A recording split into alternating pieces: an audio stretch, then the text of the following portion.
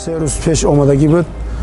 گفت که من برای سلدتکام خوراک گرفتم راه کدیستم آمدم شما را ببینم. الحمدلله.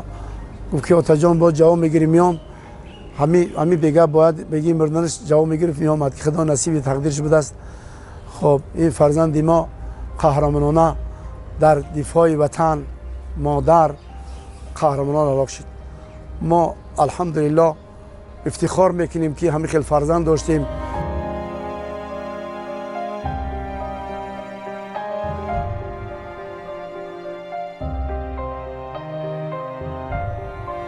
حیاتی خوب دیدگی نیست فرزندی من.